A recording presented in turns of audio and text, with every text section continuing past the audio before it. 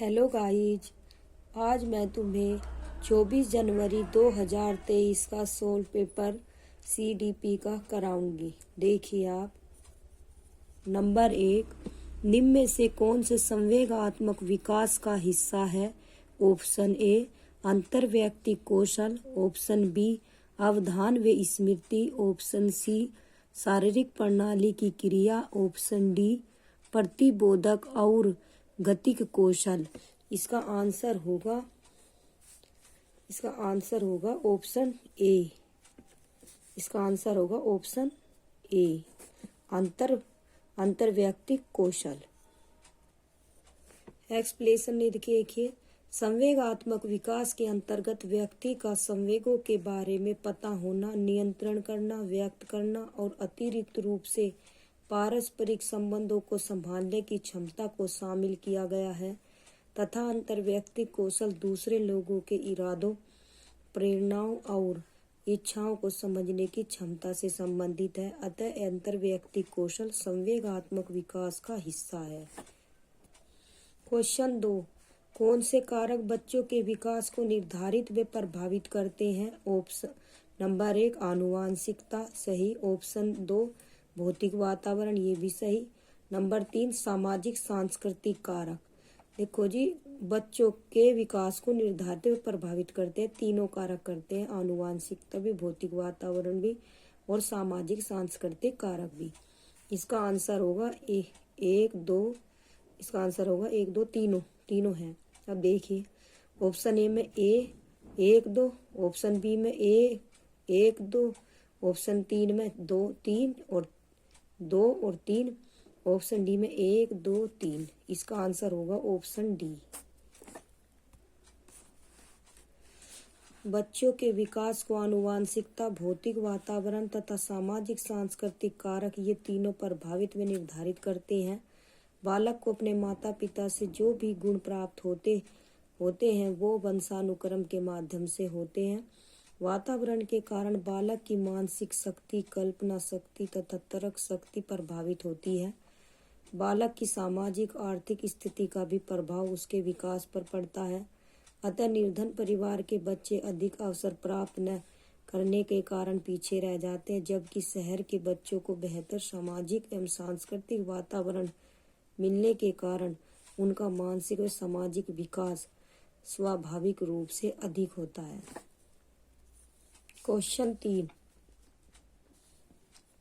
कथन ए स्कूल में सीखने के लिए बच्चों के गति कौशल का समन्वय महत्वपूर्ण नहीं है। स्कूल में सीखने के लिए बच्चों के गति कौशल का समन्वय महत्वपूर्ण नहीं है। तर्क, सीखना और विकास एक दूसरे से स्वतंत्र है, ऐसा कुछ नहीं। सीखना और विकास एक दूसरे से अंतर संबंधित होते हैं, एक दूसरे से संबंधित होते हैं, ये गलत है। इसका आंसर होगा ए और बी दोनों गलत। अब देखिए आप, ऑप्शन ए और बी दोनों सही है और आर से की सही व्याख्या करता है। ऑप्शन बी ए और आर दोनों सही है, व्याख्या नहीं करता। ऑप्शन सी ए सही है लेकिन आर गलत है। ऑप्शन डी ए और आर दोनों गलत है। इसका आंसर होगा ऑप्शन डी। क्वेश्चन 4, माध्यमिक स्कूल में परिवार व समकक्षियों की बच्चों के विकास में क्या भूमिका है? ऑप्शन ए दोनों की कोई भूमिका नहीं है। ऑप्शन बी परिवार की कोई भूमिका नहीं है, समकक्षियों की महत्वपूर्ण भूमिका है। ऑप्शन सी समकक्षियों की कोई भूमिका नहीं है, परिवार की प्रमुख भूमिका है। दोनों की अलग अलग परंतु महत्वपूर्ण भूमिका है।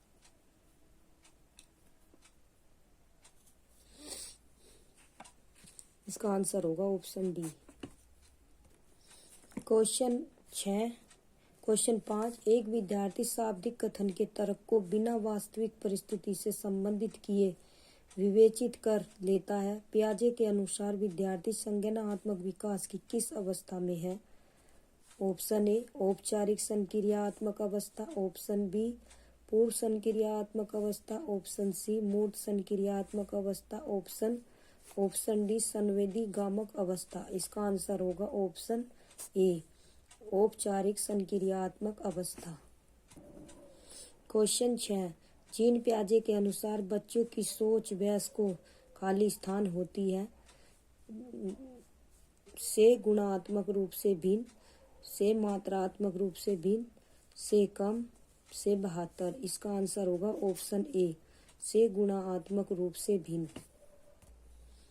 क्वेश्चन 7, कोहलबर्ग के नैतिक विकास के किस चरण में व्यक्तियों का मानना है कि नियमों में आपसी समझौते शामिल होने चाहिए और व्यक्ति के अधिकारों की रक्षा की जानी चाहिए? ऑप्शन ए, यांत्रिक सापेक्षता अभिविन्यास, ऑप्शन बी, सजा और आज्ञाकारिता अभिविन्यास, ऑप्शन सी, सामाजिक अनुबंध अभिविन्यास। इसका आंसर होगा ऑप्शन सी, सामाजिक अनुबंध अभिविन्यास। क्वेश्चन 8, वाइगोत्स्की ने खालिस्तान सिद्धांत में प्रस्तावित किया कि सीखना ज्ञान के सह निर्माण की प्रक्रिया है। ऑप्शन ए, व्यवहारवादी, ऑप्शन बी, सामाजिक सांस्कृतिक, ऑप्शन सी, सूचना के प्रसंस्करण, ऑप्शन डी, मनोगतिकी। इसका आंसर होगा ऑप्शन बी, सामाजिक सांस्कृतिक सिद्धांत। क्वेश्चन 9, निम्न में से क्या लेव वाइगोत्स्की के सिद्धांतों का उपयुक्त कक्षागत निहितार्थ है?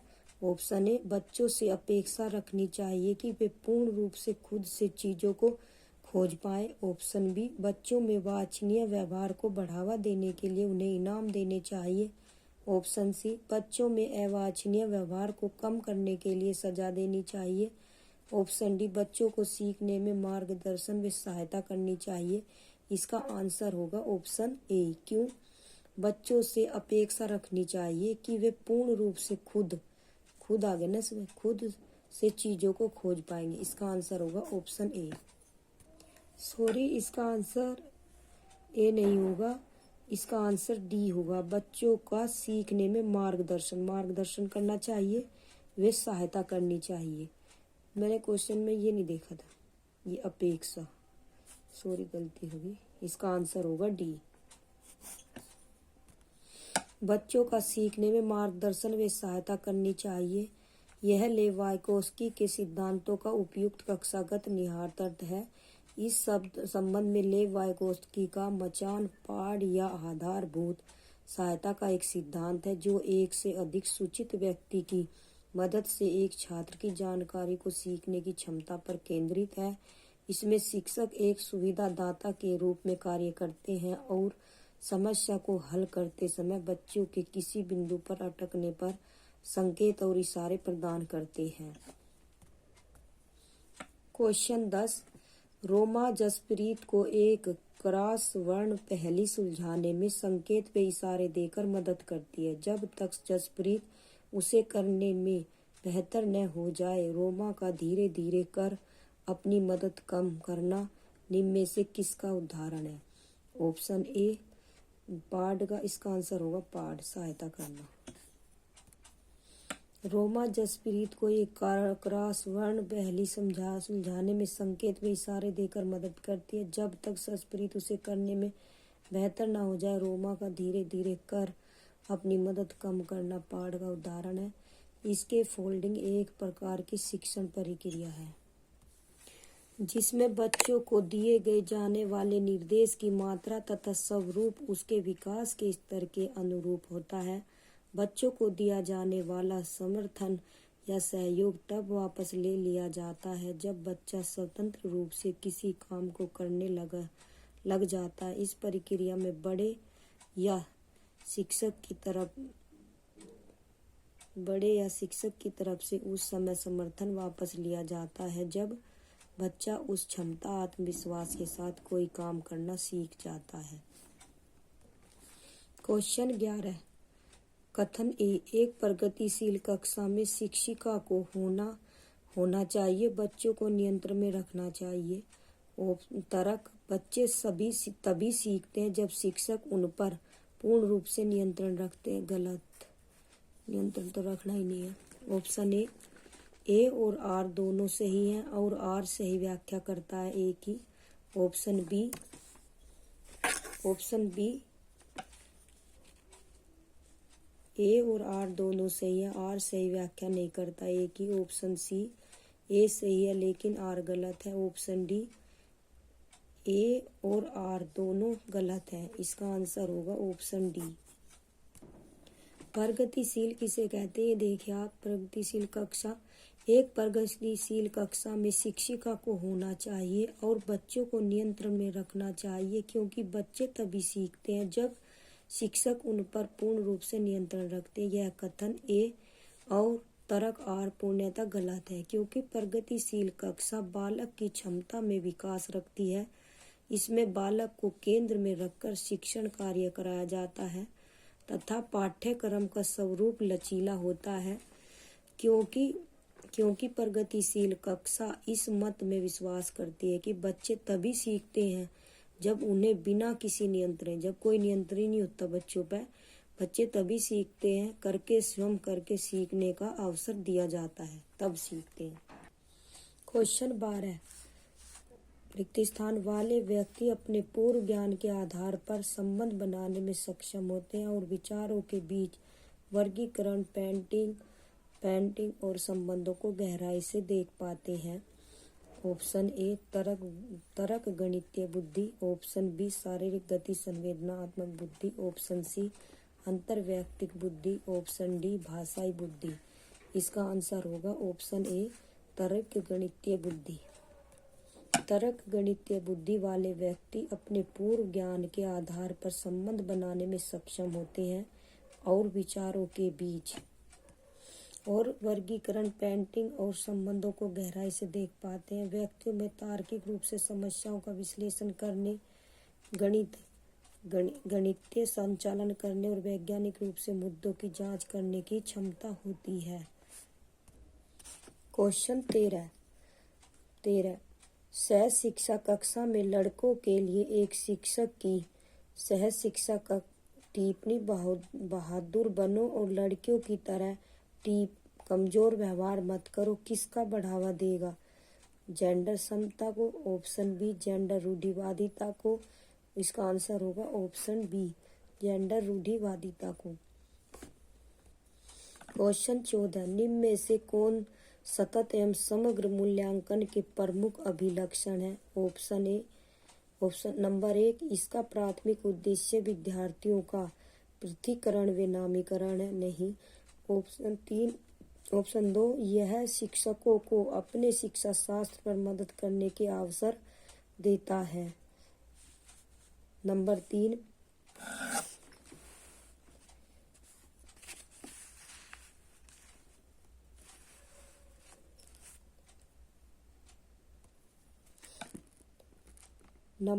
3, यह मूल्यांकन को सीखने का हिस्सा मानता है। नंबर 4, यह डर और चिंता पैदा करके सीखने को बढ़ाता है। इसका ऑप्शन ए 1 और 2, नहीं। ऑप्शन बी 2 और 3 और 4। ऑप्शन सी 2 और 3। इसका आंसर होगा ऑप्शन सी। सतत तथा समग्र मूल्यांकन से आशय छात्रों के विद्यालय आधारित मूल्यांकन की उस प्रणाली से है जिसमें छात्र के विकास के सभी पक्ष शामिल हैं। यह शिक्षकों को अपने शिक्षा शास्त्र पर मदद करने के अवसर देता है तथा मूल्यांकन को सीखने का हिस्सा मानता है। यह नियमित एवं निरंतर चलने वाली प्रक्रिया है जो कक्षा शिक्षण अधिगम प्रक्रिया के साथ साथ चलती है। अतः 2 और 3 सही है। क्वेश्चन 15, निम्नलिखित में से कौन सा प्रश्न समालोचनात्मक चिंतन को बढ़ावा देता है बजाय कि सूचनाओं के मात्र प्रत्यय स्मरण को? ऑप्शन ए, आखिरी जनगणना किस वर्ष में हुई थी? ऑप्शन बी, महात्मा गांधी का जन्म कहाँ हुआ था? ऑप्शन सी, भारत के प्रथम राष्ट्रपति कौन थे? ऑप्शन डी, समाज में लोकतांत्रिक आदर्शों को बढ़ावा कैसे दिया जाता है? इसका आंसर है ऑप्शन डी। समाज में लोकतांत्रिक आदर्शों को बढ़ावा कैसे दिया जाता है? ऐसे प्रश्न बच्चों में समालोचनात्मक चिंतन को बढ़ावा देते हैं बजाय कि सूचनाओं के मात्र प्रत्यय स्मरण को बढ़ावा देने क्योंकि ऐसे प्रश्नों का कोई रटाया उत्तर नहीं होता। अतः जब बच्चे ऐसे प्रश्नों के उत्तर के बारे में अपने विभिन्न विचार प्रस्तुत करते हैं तो उनमें तार्किक चिंतन व सृजनात्मकता का विकास होता है। समालोचनात्मक चिंतन द्वारा बच्चों में अपसारी सोच का विकास होता है। यह तर्क या तर्क को नई अपरिचित स्थितियों, विचारों और सुझावों पर लागू करने की क्षमता है, जो कि तथ्यों, घटनाओं आदि को पहचानने या उनका विश्लेषण करने की प्रक्रिया को संदर्भित करता है। क्वेश्चन 16। वंचित समूह के विद्यार्थियों के समावेशन को सफल बनाने के लिए शिक्षक को अलग अलग प्रकार की गतिविधियों के माध्यम से उनकी संस्कृति के विभिन्न पहलुओं को शामिल करना चाहिए। ऑप्शन बी, उन्हें सांस्कृतिक गतिविधियों में भाग लेने के लिए हतोत्साहित करना चाहिए और पढ़ाई पर ध्यान देने के लिए कहना चाहिए। ऑप्शन सी, उन्हें सांस्कृतिक गतिविधियों में भाग लेने के लिए प्रोत्साहित करना चाहिए परंतु पढ़ाई पर नहीं। ऑप्शन डी, प्यार से उनके माता पिता को उन्हें घर पर ट्यूशन पढ़ाने को कहना चाहिए। इसका आंसर होगा ऑप्शन ए। ऑप्शन ए, अलग अलग प्रकार की गतिविधियों के माध्यम से उनकी संस्कृति के विभिन्न पहलुओं को शामिल करना चाहिए।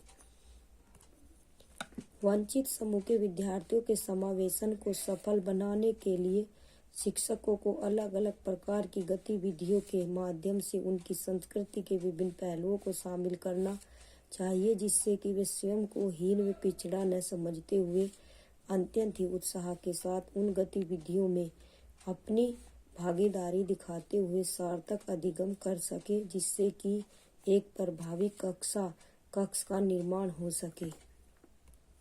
क्वेश्चन 17। समावेशी शिक्षा की प्रमुख शिक्षा शास्त्रीय रणनीति क्या है?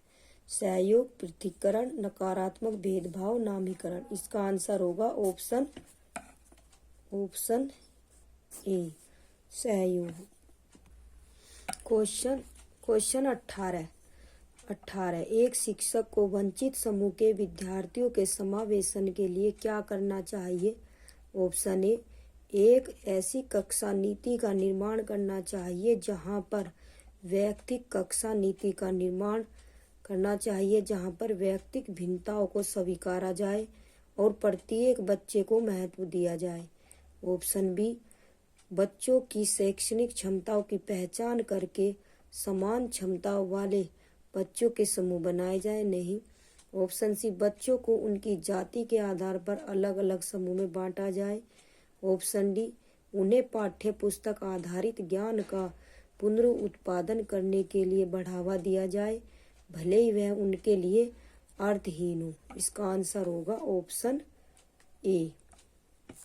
इसका आंसर होगा ऑप्शन ए।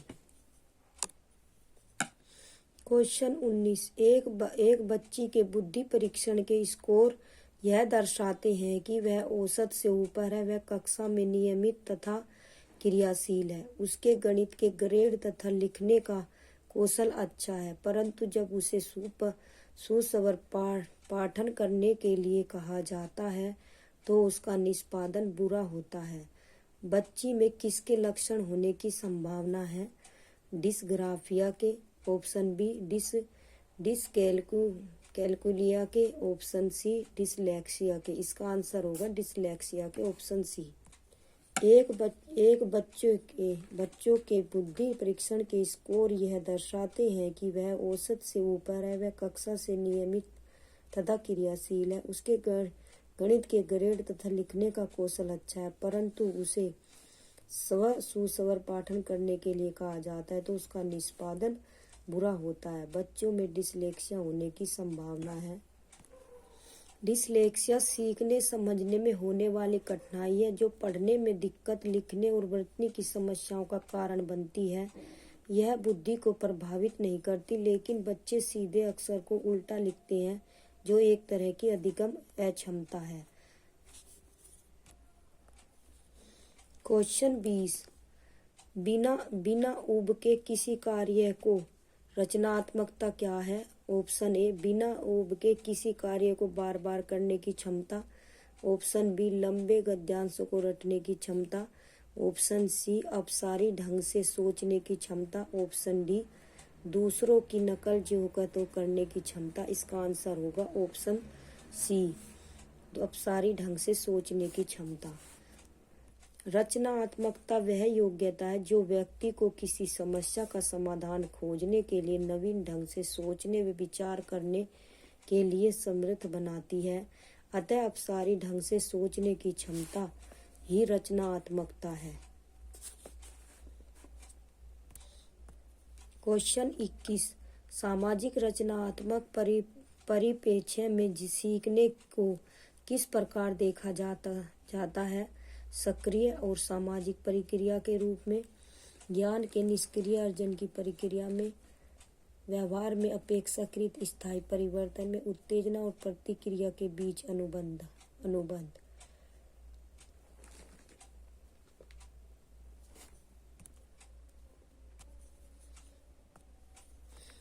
इसका आंसर होगा ऑप्शन ए, सक्रिय और सामाजिक प्रक्रिया के रूप में।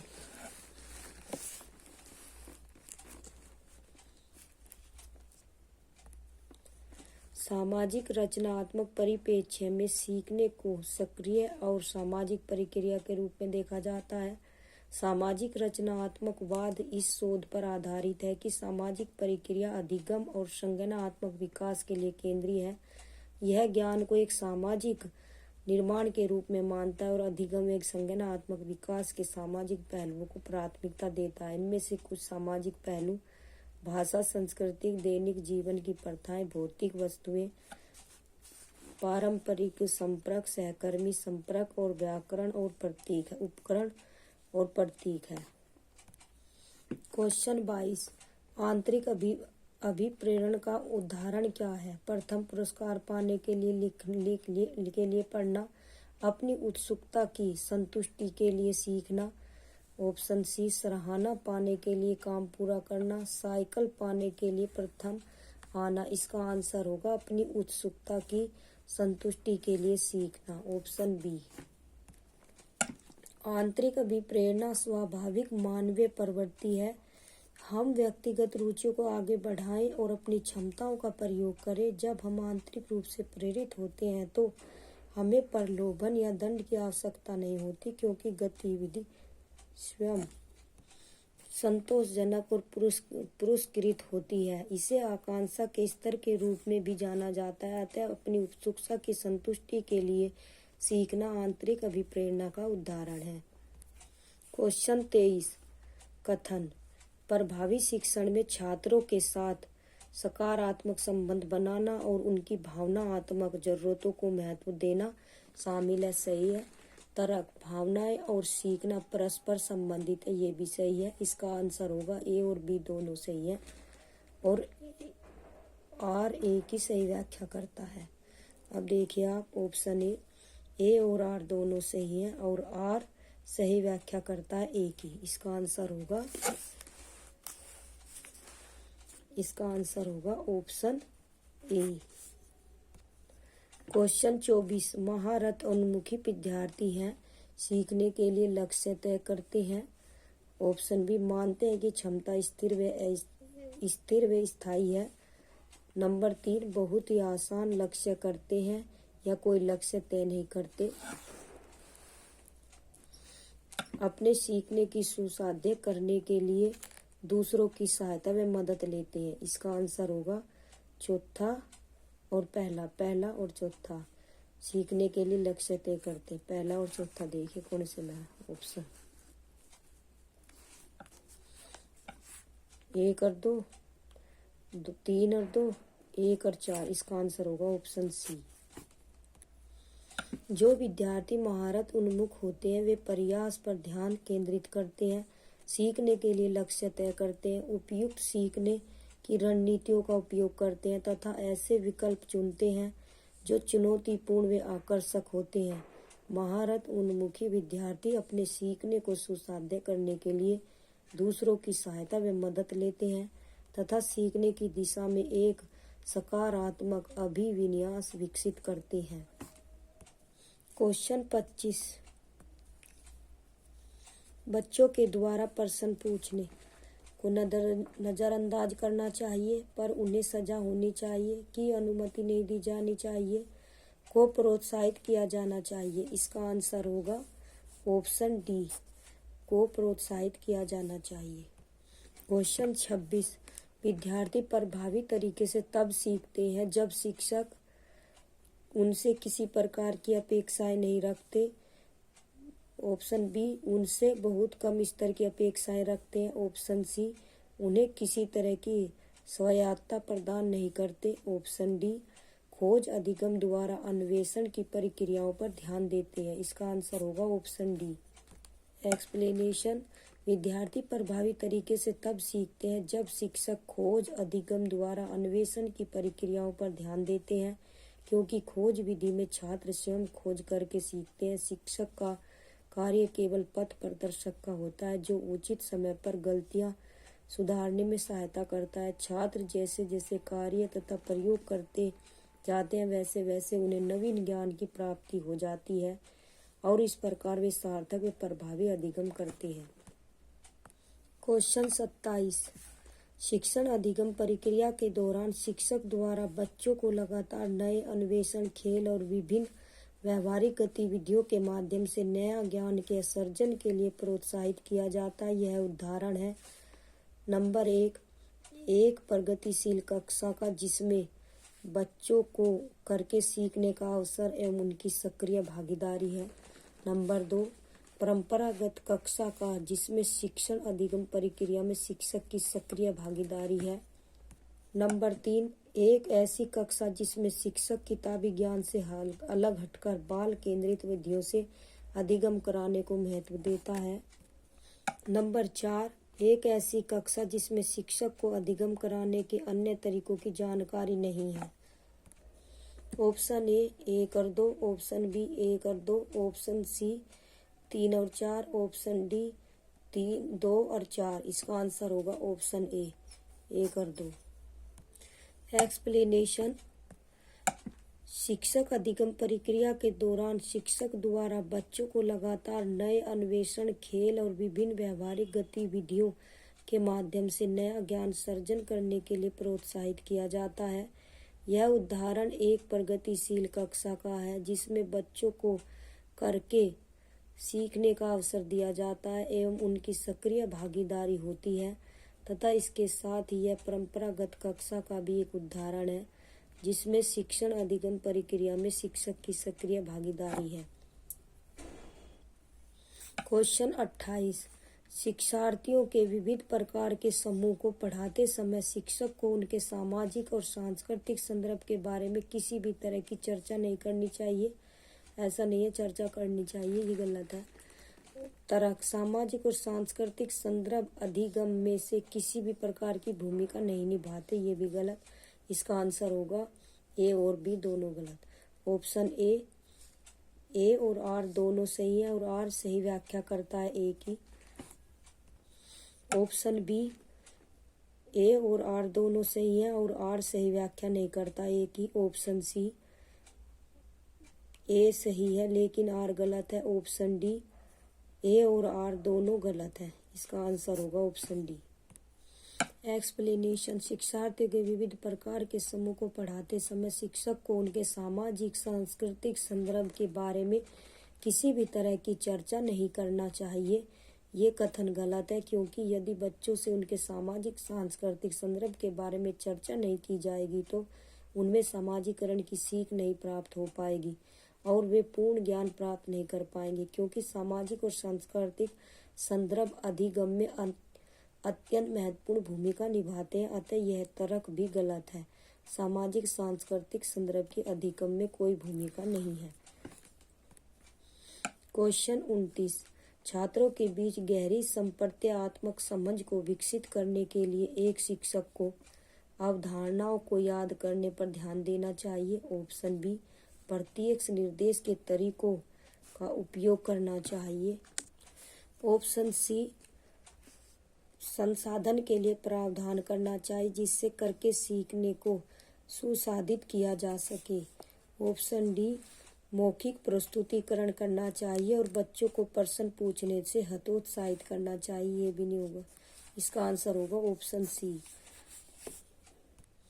एक्सप्लेनेशन, छात्रों के बीच गहरी संप्रत्यात्मक समझ को विकसित करने के लिए एक शिक्षक को संसाधन के लिए प्रावधान करना चाहिए जिससे करके सीखने को सुसाधित किया जा सके, क्योंकि जब बच्चे गतिविधियों को करके सीखेंगे तो उनमें स्थायी समझ का विकास होगा।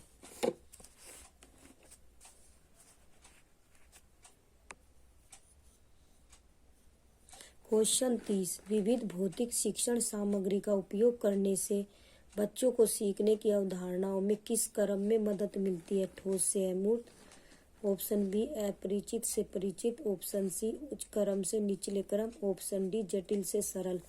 इसका आंसर होगा ऑप्शन ए, ठोस से अमूर्त। विविध भौतिक शिक्षण सामग्री का उपयोग करने से बच्चों को सीखने की अवधारणाओं को ठोस से अमूर्त क्रम में मदद मिलती है, अर्थात पहले वे दृश्य सामग्री को देखकर अपनी समझ को अमूर्त धारणाओं के प्रति विकसित कर लेते हैं एवं परिकल्पनात्मक तर्क करने में सक्षम हो जाते हैं।